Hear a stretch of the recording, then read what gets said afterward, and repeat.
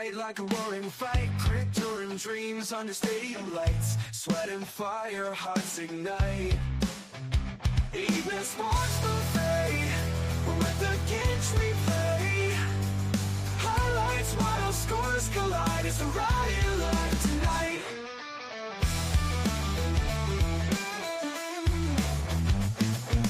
Blades drawn, bold on the chalkboard slate. Rivals clash, it's a heavyweight fate.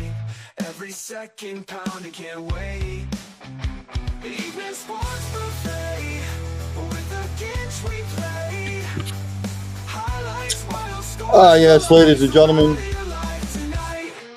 Everybody enjoy their Thanksgiving. Enjoy the festivities. It's a heavyweight fate. Every second pounding, can't wait. Hope it was drama-free. Welcome to another edition of Early Sports with Ginch. I'm Sid Ginch, I am your host. Thanks to the Ginch Quartet there. But anywho, welcome to the program. There's all kinds of shit that went down this weekend, sports-wise, ladies and gentlemen. But again, I hope you enjoyed your weekend. That was fantastic. Hope you ate well, enjoyed the company, you stayed warm. People in the Northeast here are getting ready for the snowstorm. It's supposed to be all rain where I'm at, right outside of Philadelphia and Philadelphia itself. And then when you get up into the Poconos, they're going to see anywhere from 6 to 8 inches or 5 to 8 inches or whatever. I saw one report anywhere from 1 to 8 inches. That kind of sums it up. We'll just cover our bases. You're going to get either 1 inch or up to 8 inches. That's what snow predictions are going to be now. If you get a blizzard, we're going to predict to get anywhere from nothing to 2 feet of snow. But again, welcome to another edition of Early Evening Sports Buffet with the Ginch. I guess we should get the elephant out of the room right up front. The whole Lane Kiffin debacle, the situation there at Ole Miss. He is now the head coach at LSU. I've seen everybody's opinion. Look, this is nothing new. Lane is about Lane. He always has been. And he tries to blame everybody else, much like Trump. When he was at the Raiders, Mr. Davis called him a pathological liar. That ended badly. Then he went to Tennessee. He was there for a year. And then he rolled. Went to USC. We all know what happened there. He got left on the tarmac. Did you see where I'm going? Then, of course, Nick Saban gives him a chance. Gets rid of his ass. And of course, he was at the Florida school coaching, and then he goes to Ole Miss. And again, I'll say this. He could have stayed at Ole Miss. Should have stayed at Ole Miss. He was building something great there. But he's never won a national title. He's never really done anything in coaching other than win you a shitload of games. Hey, Brian Kelly left Notre Dame for LSU because he thought he could win national title at LSU and not Notre Dame. And guess what happened there? How'd that work out? Lane does Lane. Period. If he wants to say he prayed on it and he talked with his family about it, blah, blah, blah. Okay. If you watched the interview with Marty Snyder before he got on the plane, if you saw him, he did this the whole time. He was rocking back and forth. You know why? Because he didn't want to be doing the interview. He wanted to get the hell out of there. So all he did while he was talking was this. Back and forth. Go ahead. Go back and watch the interview. Marty, stay still. And every time Lane was doing this. Back and forth. You know why he didn't make his decision before Thanksgiving? Because he wanted to win that 11th game. So he can say, I was the first coach in Ole Miss history to win 11 games, go 11-1, and make the college football playoff. That's why. He probably could have made the decision before the Egg Bowl. I don't want to hear the shit. Well, if they would have played in the SEC title game, blah blah blah, playoff, he would have stayed. He made up his mind long before that. He wanted to play in the Egg Bowl, win that 11th game, so he can say, I was the first coach to ever do it. And then he wanted to say that he wanted to enjoy watching the kids win it, blah, blah, blah. No, he didn't. No, he didn't. And then to basically say, I'd like to be able to coach the rest of the year at Ole Miss, see where we can take this, and then go to LSU. Oh, and by the way, deplete the roster, deplete the coaching staff. Anybody who wants to come with me on the plane, we'll hop on with me. His future son-in-law has already entered the transfer portal, by the way. Guess where he's going? I'll give you 3 guesses. It's basically, if the administration were the parents, basically what Lane Kiffin was saying to his in-laws now at Ole Miss, basically saying, I would like to keep sleeping with your daughter, but I'm eventually going to leave her and divorce her to go to my new squeeze. That's what it is. He's basically saying to his current girlfriend, which was Ole Miss at the time, I would like to sleep with you a couple more times before I go over to my new girlfriend.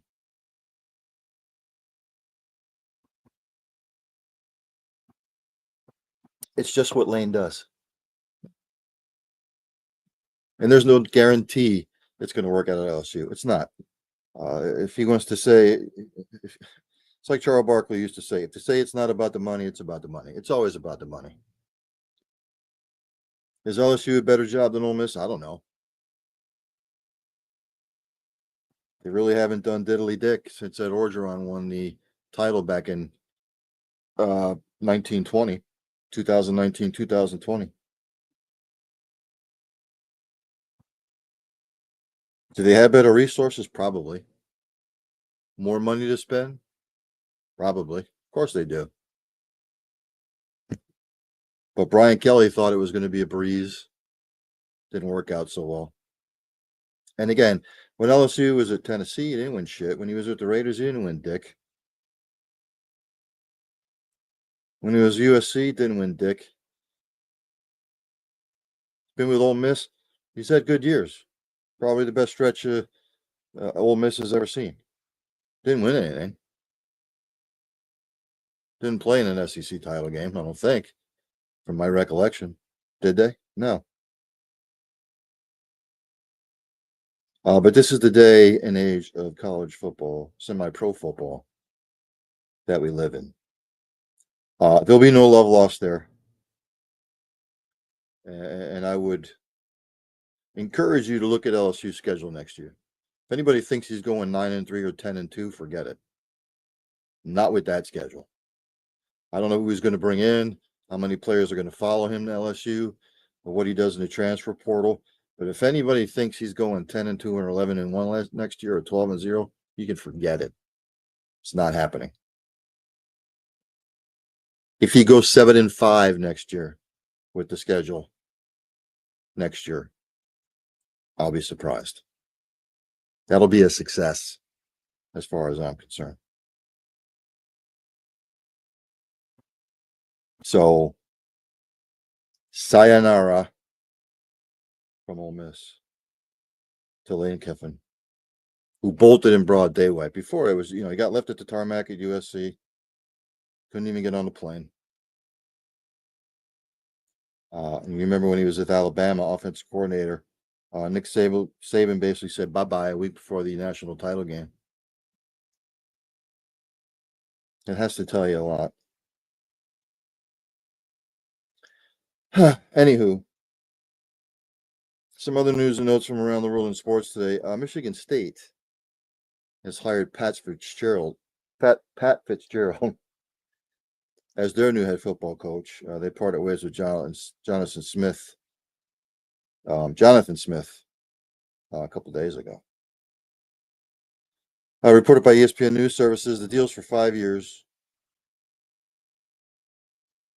Told ESPN's Pete Thamel, and requires formal approval from the Michigan State University Board of Trustees when they meet on December 12th. So Pat getting another opportunity after that whole debacle with the hazing incident a couple years ago. Remember, he sued the university. They reached a settlement. I'm sure this time around, he'll watch his P's and Q's. He was Northwestern's coach for 17 seasons. I didn't realize he was there that long. He was 110 and 1-0-1, which ranks 14th all time for wins among Big Ten coaches. More recently, he led the Wildcats to the Big Ten West Championship in 2018 and 2020.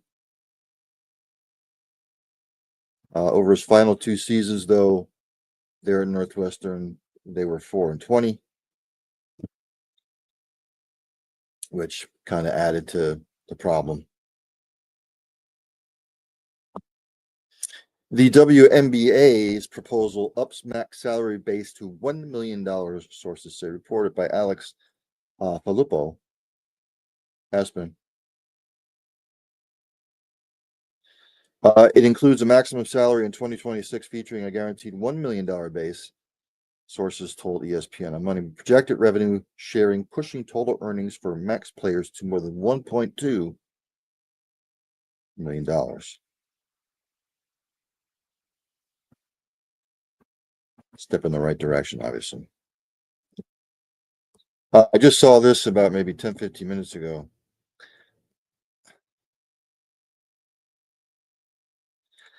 If it couldn't get worse for Kevin Petullo, it did. Reported by Tim McManus, ESPN, who covers the Eagles. His home, Kevin Petullo's home, was vandalized with eggs early Saturday morning.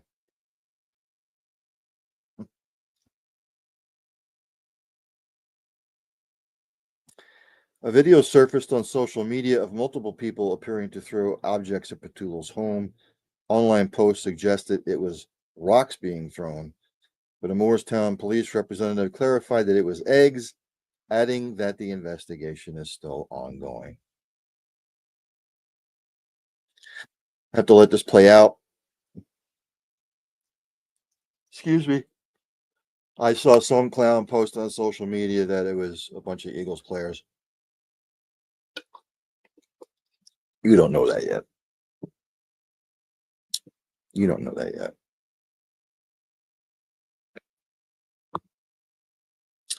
We'll get to the Eagles and the rest of the NFL a little bit later. Other college football news.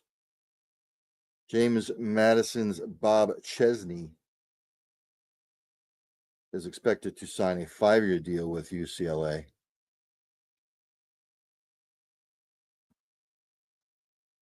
And again, James Madison is currently 11-1 and plays Troy this weekend in the Sun Belt Championship.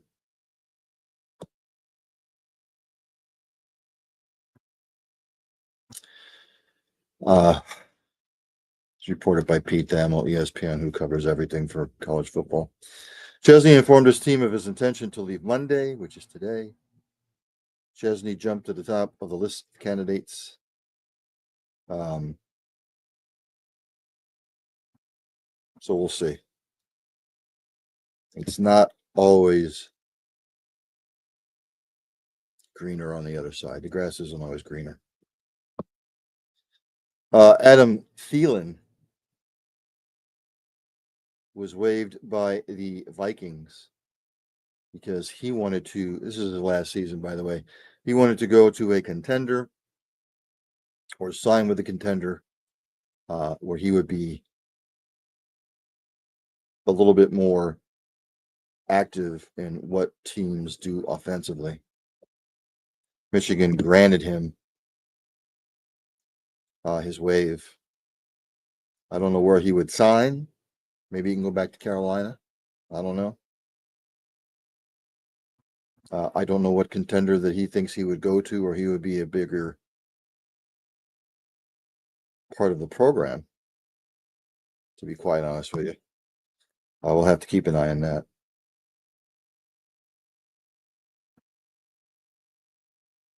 So there you have it. Some of the news and notes and the headlines from the day, with the Lane Kiffin one being the big one. Let's go to the NFL, shall we? What we witnessed from Thanksgiving. I know there's a game tonight. And again, thanks for joining here. Early Evening Sports Buffet with the Ginch on the Cole County Entertainment Network. Later on, I believe, I don't know what time they're going to come on, probably 8 o'clock, 8:30. Patterson Avenue Fanatics will be on to discuss the Eagles' woes. So it all started last week on Thanksgiving Thursday, which I hope everybody had a great Thanksgiving. The Packers beat the Lions 31-24. I can't remember who we had on the show 3 months ago on End Zone to End Zone when we did the NFL 2025 preview show. And the guy from the Lions who covers the Lions said that the Lions are going to finish 12-5. And I was skeptical just because of the defense. Now Amon-Ra St. Brown is hurt. The Lions would have to win their last 5 in a row. That's not going to happen. I'm not going to go over stats and stuff like that. I just wrote down some notes. Jordan Love, 4 touchdown passes.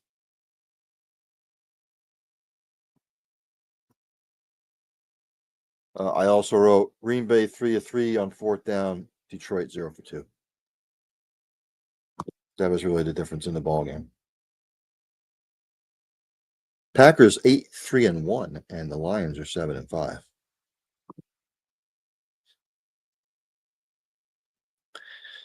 Then my Kansas City Chiefs, who continue to shit the bed, and I will hammer this home. Anybody who knows me, watches the show, you can ask Fuji, you can ask Tom Kelly, you can ask the guys over Out of the Box Sports Entertainment, you can ask the guys at Steel City Renegades. I said in August, Chiefs are not going to make the playoffs. And they're not going to. If they do, I'll eat my words. But they just don't have it. Period. Cowboys came to play. Just the notes I wrote down here. Chiefs, 10 penalties for 119 yards. Dallas won the rushing battle. That's all you need to know. That's all you need to know. Chiefs are 6-6. The Cowboys sitting at 6-5-1 in the thick of it for the wild card and creeping up on the Eagles, by the way, which I can hear all the Eagles fans, jabones, pitching a fit now. The Bengals beat the Ravens in Joe Burrow's return. I've said this before. I say it again. The Bengals will go as Joe Burrow goes. They're glad to have him back. Defense showed up. They seem to be rejuvenated that he was there. And now the Bengals are only 2 games out of first.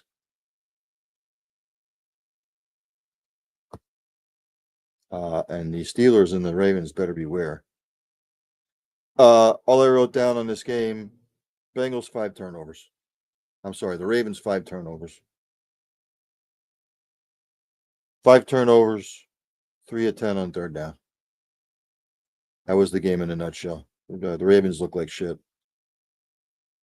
Bengals are 4-8. The Ravens are 6-6, as are the Steelers. And now the Bengals. Could they run the table and finish 9-8? 8-9 might win this division. And that's sad. We've seen it before, though. Then on Friday, the Bears beat the Eagles 24-15. The Bears on this particular night look like the Eagles did last year. Really, all I circled was Bears 281 yards rushing, Eagles 87.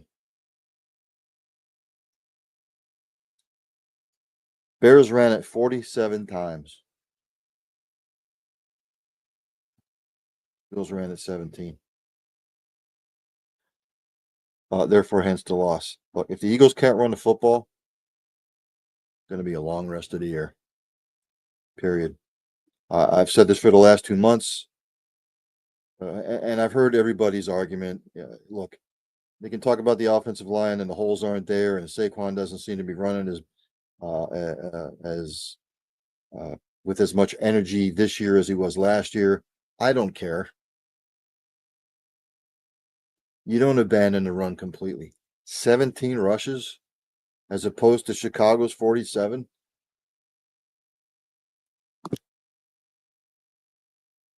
It's not fucking rocket science, man. Eagles are 8-4. Bears in first place in the AFC North because we all saw that coming. Sunday games, the 49ers beat the Browns 26-8.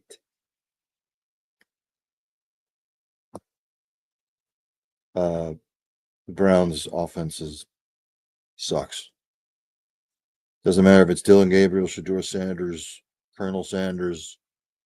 It doesn't matter.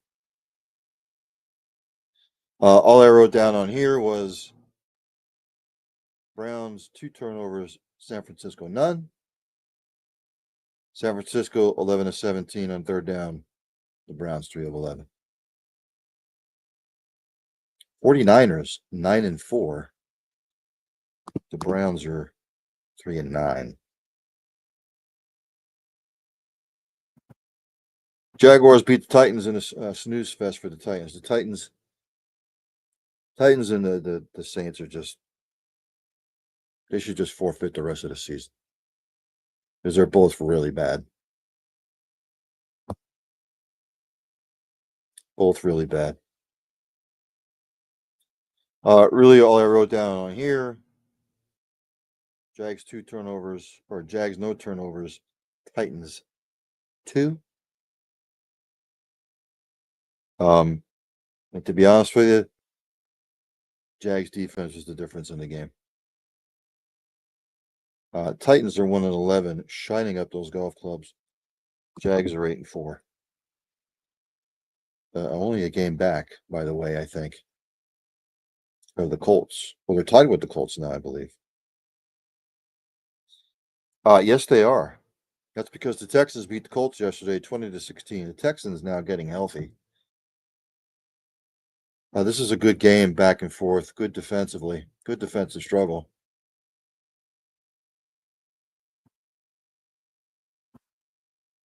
I believe the Colts were 7-1 at one point, weren't they? And now they're 1-3 their last 4.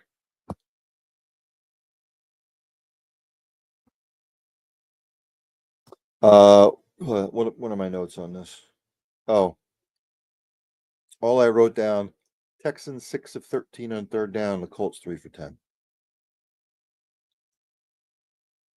Sort of the difference, to be quite honest with you. Indianapolis could not put together sustained drives. Houston did. Texans 7-5, Colts 8-4, Jags 8-4. Titans, they I know technically they're still alive, but let's face it, they've been eliminated from the playoffs a long time ago.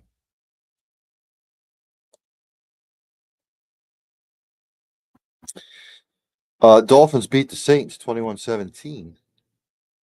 A little bit closer than what I thought it was going to be.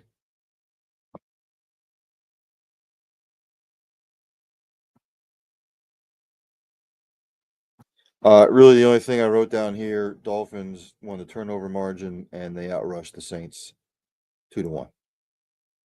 For the most part, the difference in the game. Dolphins 5-7, the Saints 2-10 on the year.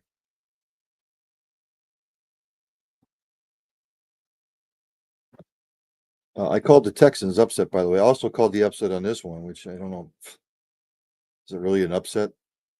Jets beat the Falcons 27-24. Really kind of a lost season for both these teams.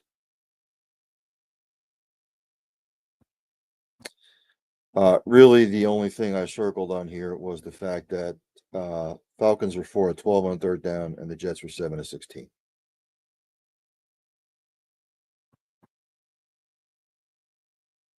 Kind of the difference in the game that the Jets were able to sustain drives longer than the Falcons. Some big play capability. The Jets are 3 and 9. The Falcons are 4 and 8.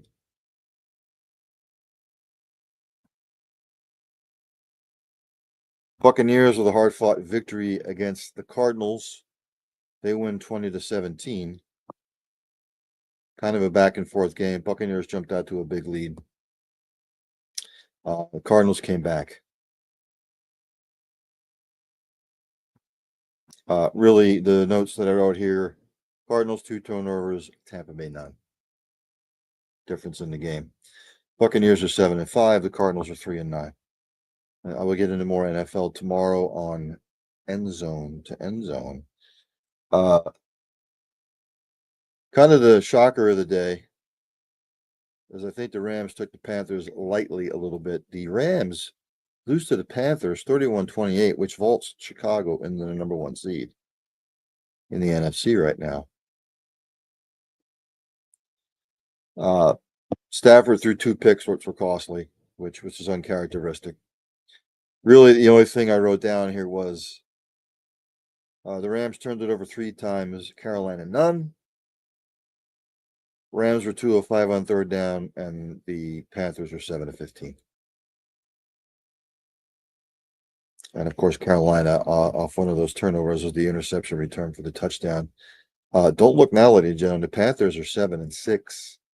If they make a wild card, they're going to be a tough out for anybody. And the Rams now 9 and 4. Or sorry, 9 and 3.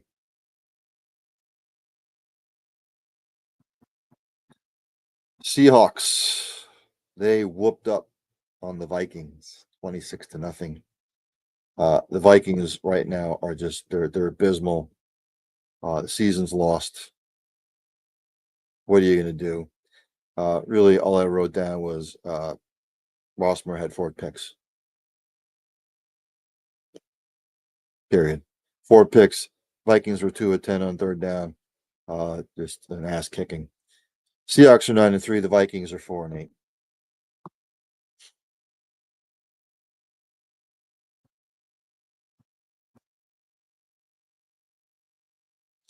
Bills beat the Steelers, which I'm sure pisses off the guys over at Steel City Renegades, unfortunately.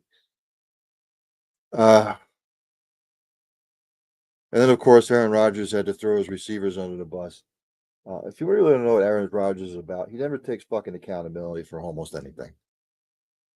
That's the Aaron Rodgers that I know. He's a narcissist. If he wants to say he's not a narcissist, okay. He's a narcissist. Never takes accountability. And it's not like he played gangbusters yesterday. He could have said, as a team, we need to play better. But that's not what he did.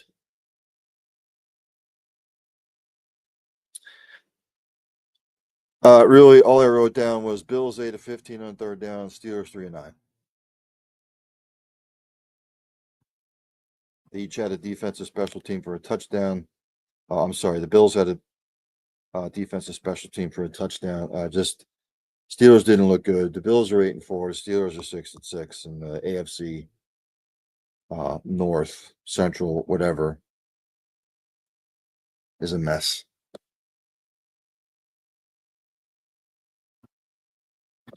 Chargers whooped up on the hapless Raiders. The Raiders are up there with the Saints and the Titans as being just they suck. Really, the only note that I wrote here was Chargers 12 of 17 on third down. The Raiders are 2 of 8. Chargers 43 rushes, 192, and Raiders 18 for 31. Chargers 8 and 4. The Raiders 2 and 10. Excuse me. And of course, last night in the game that was a lot closer than I thought, Broncos beat the Commanders 27-26. Broncos are actually kind of doing it with smoke and mirrors right now. They kind of remind me of Kansas City last year. What are the notes I wrote on here? I just wrote down good game, overtime. Broncos made one more play. Commanders are 3-9, the Broncos 10-2. So where does that leave us after week 13? Let's go to the standings, shall we? AFC East. The Patriots are still on top 10-2. They play tonight. They play the Giants. Buffalo second 8-4. The Dolphins are third 5-7. The Jets fourth 3-9. AFC North, the Ravens and the Steelers are tied at 6-6 on top. Bengals third 4-8. The Browns in last 3-9. AFC South is now interesting. Jags 8-4. The Colts 8-4. Houston third at 7-5. Tennessee again, they have also, and I'm going to point this out now. Titans, Raiders, Giants, Saints, Cardinals have all been eliminated from the playoffs. And we're just into December. AFC West Broncos up on top 10-2. The Chargers are second at 8-4. The Chiefs third at 6-6, and the Raiders. In your National Football Conference in the East, Eagles are now 8-4, and still on top of the Cowboys, who are in second, 6-5-1. Commanders are third, 3-9. The Giants. NFC North now interesting. Bears on top at 9-3. Packers are second, 6-3-1. The Detroit Lions are third, 7-5, and the Minnesota Vikings last 4-8. NFC South looks like it's going to come down to the Buccaneers and the Panthers. The Buccaneers are 7-5. The Panthers are 7-6. Falcons third, 4-8, and the Saints. NFC West could be the best division in football, other than the Cardinals. Rams are 9-3. The Seahawks are 9-3, and the 49ers are 9-4.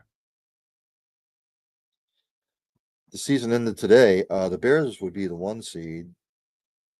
Rams the 2 seed. Eagles the 3 seed. And the Buccaneers the 4 seed. It's interesting. So there you have it. I will say this about the NFL, and I was having some discussions with the guys back and forth last night from Out of the Box Sports Entertainment. The NFL right now blows. Number one, they've got a quarterback problem. Most of the quarterbacks in this league right now are terrible.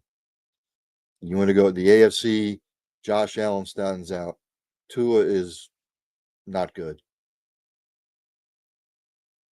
Justin Fields, don't know what to say, but, Tyrod Taylor, eh. And the Patriots, Drake May is good. AFC North, Rodgers is a shell of himself. Shador, the book is out. Lamar, again, he just say what you want to him about this year, but it's up and down, up and down. And Burrow is just coming back. AFC South, Trevor Lawrence is streaky. Daniel Jones is cooled off. Cam Ward, just an overall brutal season for him. And then the Houston, Texas, CJ Stroud has been up and down. AFC West, Mahomes playing at a decent level, I guess. Bo Nix is sort of this year. Justin Herbert shows flashes. And of course, Geno Smith has not looked good. NFC East, Jalen Hurts, streaky. Jaden Daniels hurt. Dak is playing at a decent level, I guess. The Giants, their quarterback, Dart's been hurt. But NFC North, Packers, Love, again, streaky. Jared Goff has not looked all that great. Caleb Williams, he's kind of on a little streak. And then the Vikings are just a dumpster fire at the quarterback position right now. And you look at the NFC South, Bryce Young, again, streaky. Baker has cooled off, streaky. New Orleans, dumpster fire. And Atlanta, a dumpster fire. Out in the West, Purdy, always hurt. Kyler Murray, Jacoby Brissett. Stafford was playing at a really high level until yesterday. And then Sam Darnold, again, you don't know what you're going to get. And the NFL also has a fundamentals problem. Fundamentally, the NFL blows. I'm just calling it like I see it. There's no technique. There's no tackling technique. There's no blocking techniques anymore. If you watch the game in the trenches, rather than the quarterback, the running backs, and the wide receivers, watch the game in the trenches. And not good. It's not good. Not good at all. And of course, the last regular season games for college football took place this weekend.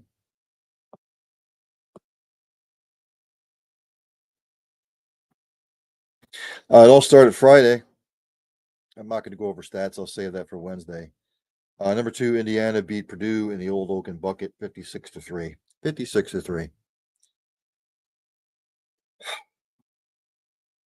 I did not think this would happen, but it did.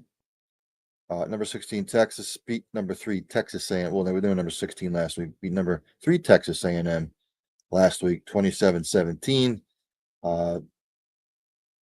Knocked Texas A&M out of the SC championship game. It's going to knock them out of a top 4 position. They will not get a bye. Steve Sarkisian just basically, kissing ass after the game, saying that Texas is a playoff team. I'm not going to get into all that because it's just, there is no formula that they're going to come up with that's going to make everybody happy, because whatever formula they've been coming up with, people just bitch about it anyway. It doesn't matter. We didn't have a playoff. Number 1 didn't play number 2. Certain teams were tied into bowl games. That's the way it went. And if you were number 1 and you were 12-0 and you were second at 11-1, if the number 1 team in the nation played, I don't know, somebody in the bowl game that they were like number 11, they win, they were your national champion. And they came up with the BCS, where they pitted the number 1 and number 2 ranked teams from the AP and coaches poll. They played them off. That was your national champion. People bitched about that. Then we finally got a playoff, a 14 playoff. And then what did it come down to? The number 5 and number 6 teams bitched because they felt like they had better resumes than 1 through 4. So they bitched about that. You're not going to make everybody happy. Then we, after 10 years of the 4 playoff teams, then we went to the 12 team playoff. What did people do last year? They bitched. And what are people doing this year? Bitch, pissing and moaning. Bitch, pissing and moaning. The old-fashioned hate game, number 4, Georgia beat 23 Georgia Tech 16-9. A season that could have been for Georgia Tech.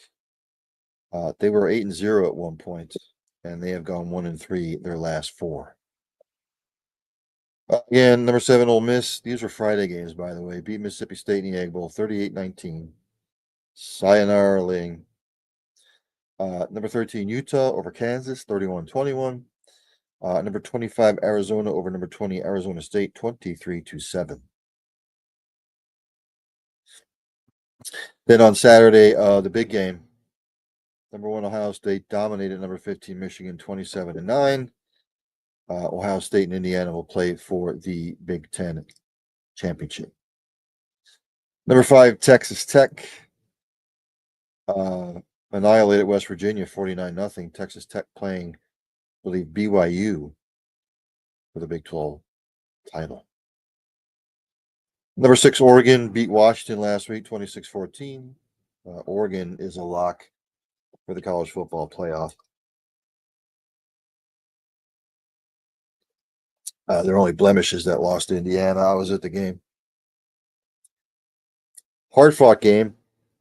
Number 8, Oklahoma beat LSU 17-13, probably punching their ticket to the playoff. Number 9, Notre Dame over Stanford 49-20. Notre Dame will be in. Number 10, Alabama held off Auburn 27-20 in the Iron Bowl. Number 11, BYU over UCF 41-21. Number 12, Miami handled number 22, Pittsburgh 38-7. The bitch pissing and moaning about Notre Dame and Miami. Miami's not playing in an ACC title game. People are going to say, well, it's the eye test. I get it. There's no automatic bids. Blah, blah, blah, blah, XYZ. But there shouldn't be. Don't lose to SMU and don't lose to Louisville in a 2-week stretch. Just saying. If we're going to look, if you're going to compare, let's look at the total body of work. Don't just go by the last 4 weeks of the season. Oh, well, since we lost to SMU and Miami came, we went 4-0 down the stretch and we dominated. I don't care. I'm looking at the totality. Notre Dame lost a close one to Texas A&M. They lost a close one to Miami. They don't make the schedules.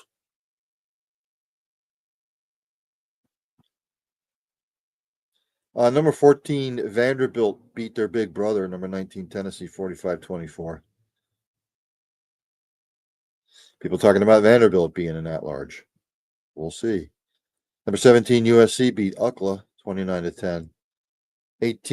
Number 18, Virginia punched their ticket to the ACC title game against Duke, 27-7. Number 21, SMU blew their chance to play in the ACC title game. They lost to Cal. Nice season for Cal, by the way, 38-35. And number 24, Tulane beat Charlotte 27-0. John Sumrall now with the Florida Gators. If you want to go to the rankings, I'll go to the rankings.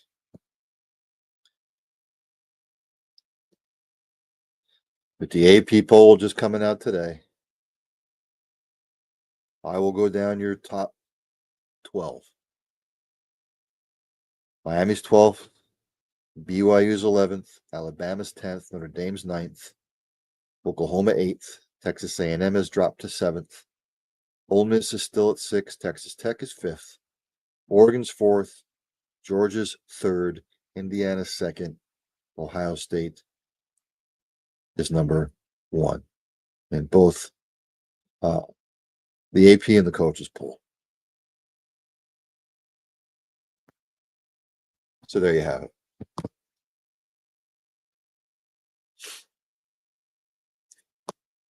If you want to know this week in the championship games, on Friday, it's the American Athletic Championship. Number 24, Tulane, now minus John Sumrall as their head coach. They will play North Texas. That is at 8 p.m. on ABC. Saturday, at 12 p.m. on ABC, it is the Big 12 Championship. Number 11, BYU at number 5, Texas Tech. 4 p.m. is the SEC title game. Number 4, Georgia, 11-1 at plays Alabama. Number 10, Alabama. They're 10-2.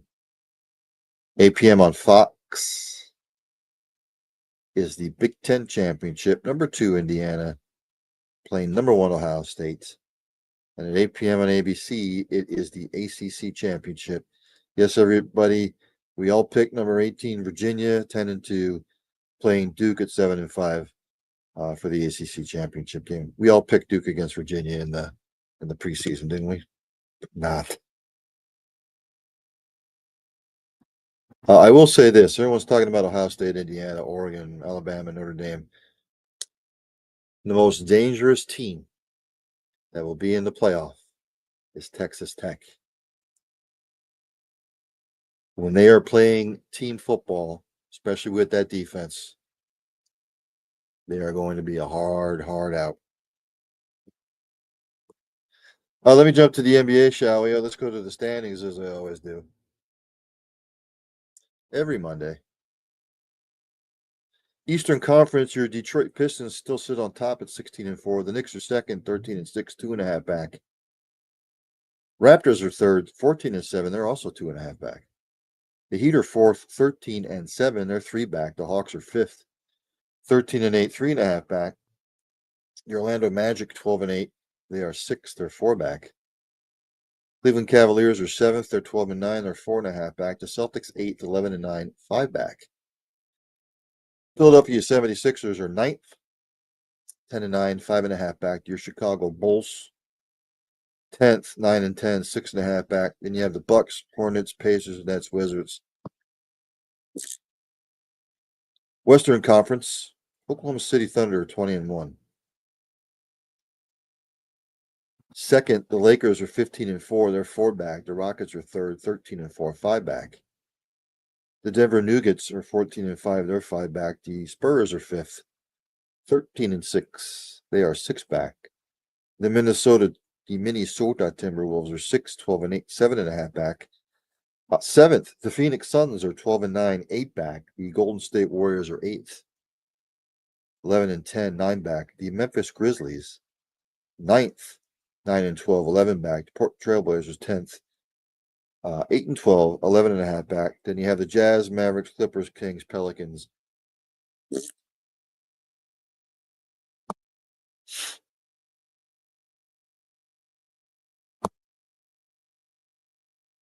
On the schedule today,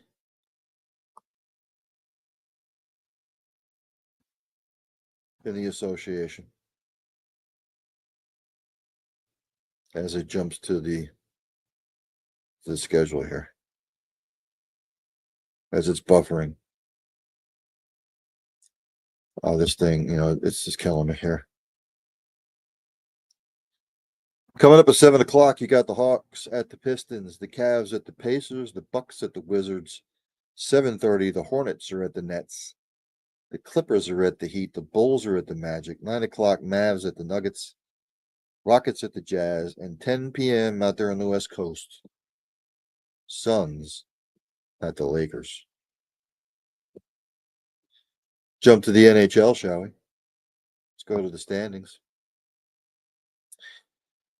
In the Eastern Conference, right now in the Atlantic, the Tampa Bay Lightning sit on top 16-7-2.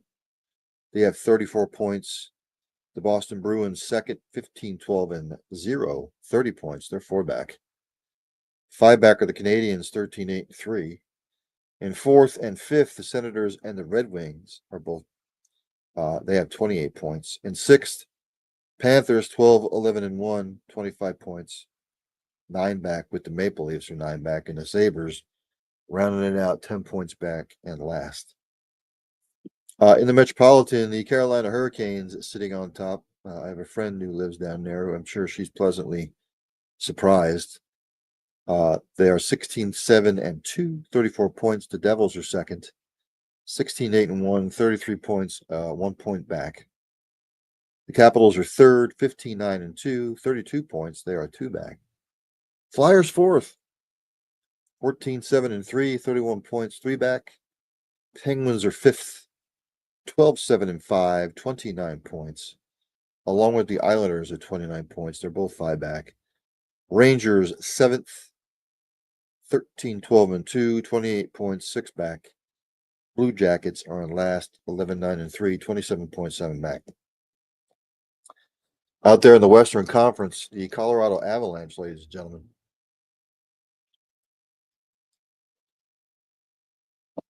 Great season so far.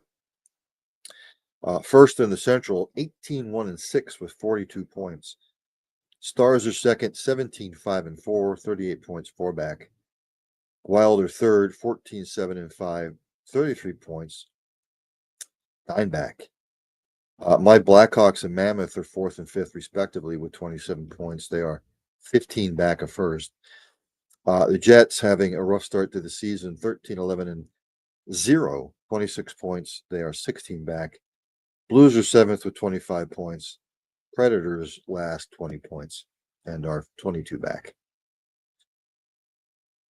And the Calgary Flames are not the worst team in the NHL right now. That would go to the Preds. Out there in the Pacific, the Anaheim Ducks and the Los Angeles Kings are tied, 31 points apiece. The Golden Knights are third, 1 point back with 30. Kraken are fourth, 28 points. They're 3 back. The Sharks and the Oilers, fifth and sixth, respectively, both 4 points back. The Canucks, sixth, 23 points, 8 back. Flames in last, 22 points, 9 back. Let's go to the schedule.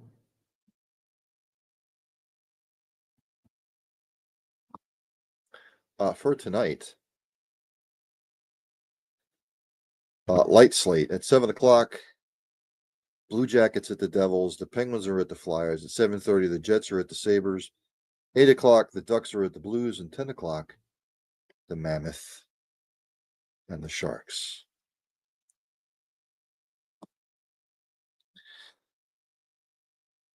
Let's jump to women's college basketball.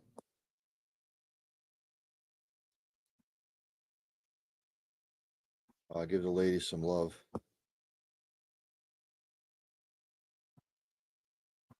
They played enough games now. I will go down the AP top 25 for this week. 25th, West Virginia, 6-1. 24th, Oklahoma State's 8-1. 23rd is Ohio State, 6-1. Louisville is 22nd, 7-2. 21st, Washington, 7-0. Michigan State, 20th, 8-0. Tennessee, 19th, 5-2. Notre Dame, 18th, 5-1. Kentucky, 12th, 8-1. USC is 16th, 5-2. Vanderbilt, 15th, 8-0. Baylor's 14th, 7-1. Ole Miss is 13th. They are 7-0. Iowa 12th, 8-0. North Carolina is 11th, 8-1. Iowa State is 10th, 9-0. Oklahoma 9th, 7-1. TCU 8th, 8-0. Maryland 7th, 9-0. Michigan is 6-1. LSU 5th, 8-0. UCLA 4th, 8-1. South Carolina's 3rd, 7-1. Texas 8-0. They are ranked second, and your number one team, UConn, 7-0.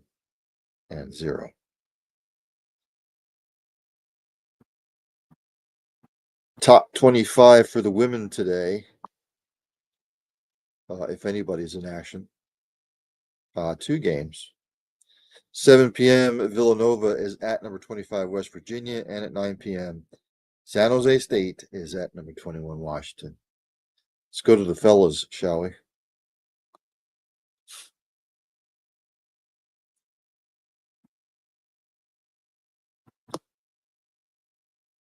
I said, let's go to the rankings, shall we? Try this again.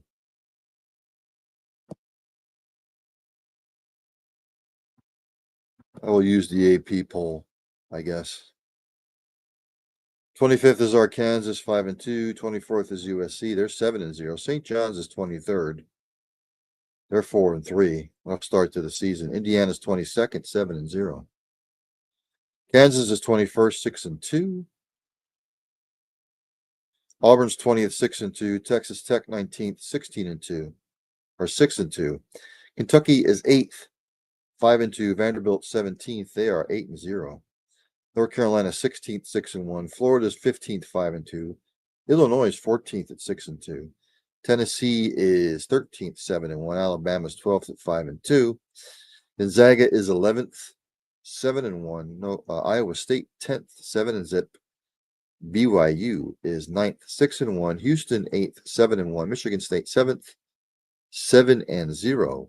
Louisville 6th, 7-0, and 5th is UConn. They are 6-1. Duke is fourth at 8-0. Michigan's third at 7-0. Arizona's second, 7-0. And your Purdue Boilermakers, number one ranked, 7-0. Top 25 action tonight.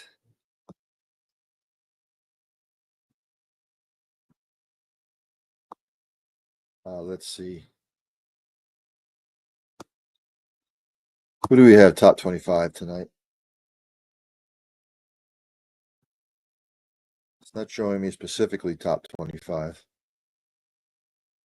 There are no top 25 teams in action tonight. Let's go to the Premier League, and then I'm going to wrap it up. Wrap it up, baby. Wrap it up. Again, I will go to the Premier League because it's the league that most everybody follows. I will go down the top 10 in the table. Arsenal still on top in first with 30 points. Man City second with 25. Chelsea and then Aston Villa, they both have 24. In the fifth position is Brighton with 22 points. Sixth is Sunderland, 22 points. Man City is seventh with 21 points. Liverpool, eighth, 21 points. Crystal Palace, ninth, 20 points. Brentford, 10th, 19 points. The season ended today. Burnley and Wolverhampton will be relegated. Nottingham Forest, Leeds, and West Ham would be tied for the 18th spot and relegation. Scores from the Premier League this weekend.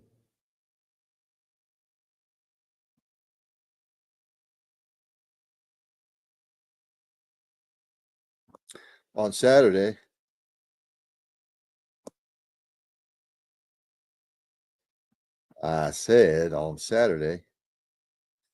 Brentford beat Burnley 3-1. Man City beat Leeds 3-2. Sunderland over Bournemouth 3-2. Newcastle hammered Everton 4-1, and Fulham over Tottenham 2-1. Yesterday's scores: Man City beat Crystal 2-1. Aston Villa over Wolverhampton 1-0. Brighton beat Nottingham Forest 2-0. Liverpool over West Ham 2-0. And in the London Derby, Arsenal and Chelsea drew. They didn't actually draw a 1-1. 1-1 tie.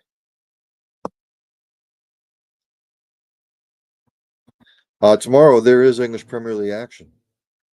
Bournemouth will host Everton, Fulham will host Man City, and Newcastle United will host Tottenham Hotspur. That's going to do it for tonight's show. Again, either at 8 or 8:30. Check out the fellows over there at Patterson Avenue Fanatics here on Cole County Entertainment Network. Again, I hope everybody enjoyed their Thanksgiving. As I close out every show, practice compassion, practice empathy, have passion for what you do. Hug somebody every once in a while. You might make their day. Tell them you love them. You might not get a second opportunity. And for the love of Christ, if you see somebody struggling in whatever manner, inquire, ask questions, get them help. You might not just be saving a life, you might be saving many lives. With all that being said, enjoy the Monday Night Football game tonight. Enjoy whatever sport you're going to watch. Stay safe and warm. Storm's coming. It's only going to rain here. But up north, snow, snow, snow. Be safe out there. There's only one thing left to do, and it's for Dandy Don to take me out. Turn out the lights, the party's over. They say that all good things must end. Call it a night, the party's over. And tomorrow and next year starts the same old thing again.